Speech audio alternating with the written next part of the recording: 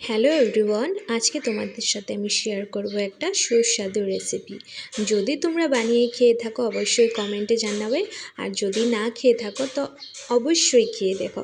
আর এদিকে দেখো আমি বেগুনগুলোকে ছোট ছোট বেগুনকে এভাবে কেটে নিয়েছি মিডিল দিয়ে। তারপর এদিকে দেখো আমি টমেটো আধা টমেটো কেটে নিয়েছি, পেঁয়াজ কুচি করে নিয়েছি, 3টা পেঁয়াজ নিয়েছিলাম ছোট ছোট, বড় একটা নিলেও হবে। তারপর এদিকে দেখো আদা আর রসুন আমি এটাকে গ্রেট করব। তারপর আর এদিকে কাঁচা লঙ্কা নিয়ে নিয়েছি, আর এদিকে হলুদ গুঁড়ো, নুন আর লঙ্কা গুঁড়ো দিয়ে বেগুনগুলোকে মেখে সুন্দর করে রেখে দিয়েছি। আর এদিকে কড়াইয়ের মধ্যে গরম তেল বসিয়ে গরম তেলের মধ্যে একে একে বেগুনগুলোকে ছেড়ে দিয়েছি।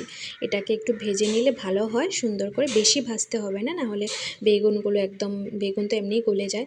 আর এদিকে দেখো গরম তেলের মধ্যে আমি রসুন আর আদাটাকে গ্রেট করে রেখেছিলাম সেটা দিয়ে দিয়েছি। একটু ভাজা ভাজা হলে তারপর এটার মধ্যে টুকরো করে রাখা টমেটোগুলোকে দিয়ে দিয়েছি। এদিকে দেখতে পাচ্ছ বেগুনগুলোকে আমি উঠিয়ে নিয়েছি।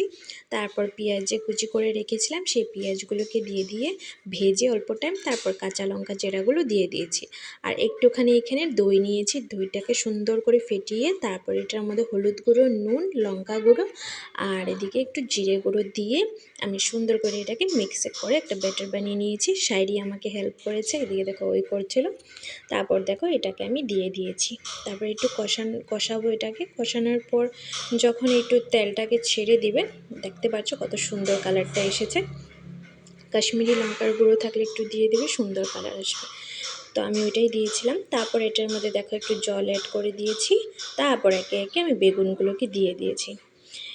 আর আমার শায়রি তো এগুলো খেতে চায় না, খেয়ে বলছে এত টেস্টি হয়েছে। অবশ্যই তোমরা খেয়ে দেখো আর আমাকে কমেন্টে জানিও।